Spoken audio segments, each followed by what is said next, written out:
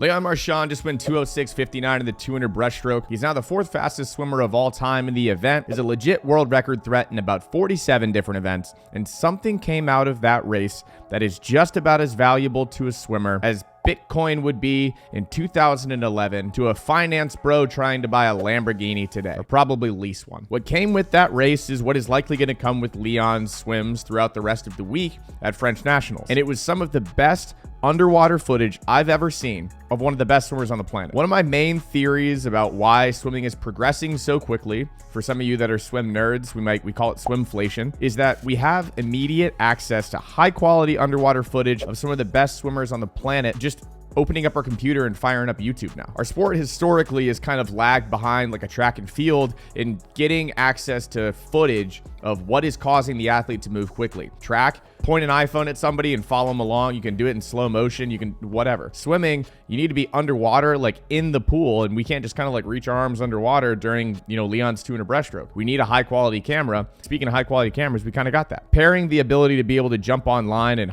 fire up YouTube as a coach with a coach that's willing to have their athletes sit out and not do 10-100s on 130 freestyle, just monotonous swimming, and kind of say, hey, instead of that, we're going to do 15 minutes of watching Leon. I'm going to ask you guys what you think you're seeing and why you think Leon's swimming quickly, and I'm going to use my moderate to maximum swimming IQ to try and explain to you what Leon is doing in this video of him underwater and how you can apply that to this next set that we're going to do. That is called coaching. But the first thing we're going to look at here is Leon's pullout off the start. The general rule of thumb for swimming fast is to try and figure out how to create speed while reducing or minimizing drag.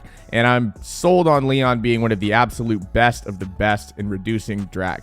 If you look at the lines he's working with just on the pullout, everything is done with the intention of looking as much like an otter as possible.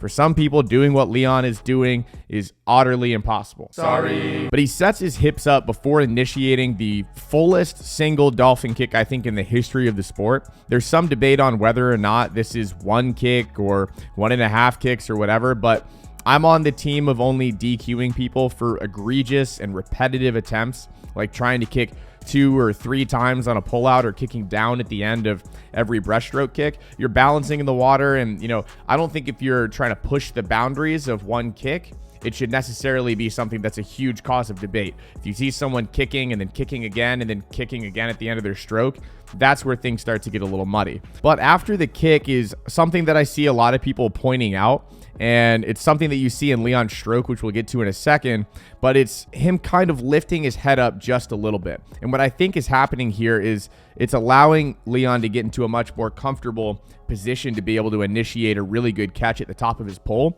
without sacrificing too much drag in the process. Kind of like we talked about at the beginning of this little breakdown that I'm doing. All you want to do is figure out how much drag you want to sacrifice in order to create speed. So from here, he uses one of the probably best breaststroke kicks in the history of the planet to kind of kick into gear and then start ripping tempo faster than I think I've ever been able to, regardless of distance, regardless of anything. So now this video of Leon's stroke has a lot to unpack, but I'm going to try to keep it succinct and let you guys kind of watch it on your own or watch it with a coach. But one thing that ASU coach Herbie Bem pointed out is his head drop. He drops his head all the way down below his arms, which is a great example of his flexibility during his kick, and then goes back into resetting his head up just before initiating the pull. So there's a lot of head movement in this breaststroke from Leon. Once again, I'm assuming that he is doing this so he can get into a really comfortable and powerful catch position out front, because if I'm like this, my shoulders just feel like they're in a much better place.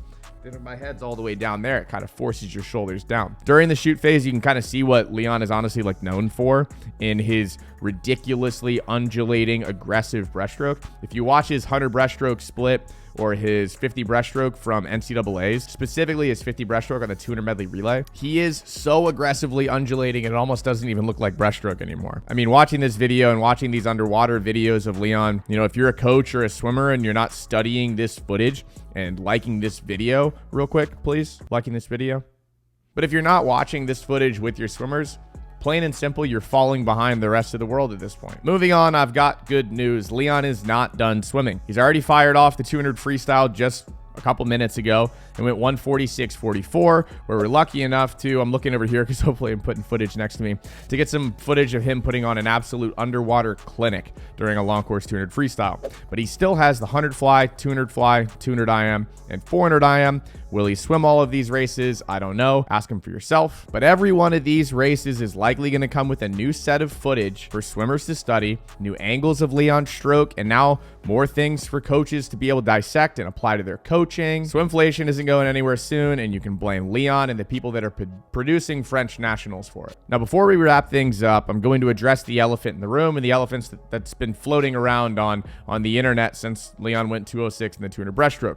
Will we see a world record at French nationals from Leon Marchand? My answer to this question, and I'm going to give you a very black and white answer and then kind of explain it, is yes. Because after watching him go 206 in the 200 breaststroke and after watching him tear up short course yards, pools throughout the entire NCAA season, and specifically at NCAAs, I think it would be insulting not to just go ahead and predict that he's going to take one of them out. If he doesn't, he's got world championships coming up and a hell of a lot more career in front of him to try and take down what is looking to be, like I said at the beginning of this video, like I don't even know if I have any records to pick that he really couldn't be a legitimate threat in based on his trajectory and breaststroke and all of these different events. I mean, he's world class in the 200 fly as well. His backstroke splits at NCAAs were crazy. The dude just doesn't have a weak stroke. But the two that there are really possibilities in, I think, are the 200 IM, which I think is safe for now, but I'm down to get proven wrong, and the 400 IM, which I think does go this week. I think we see Michael Phelps's last individual world record go down, and we're going to watch it get taken out by someone that is coached by the same guy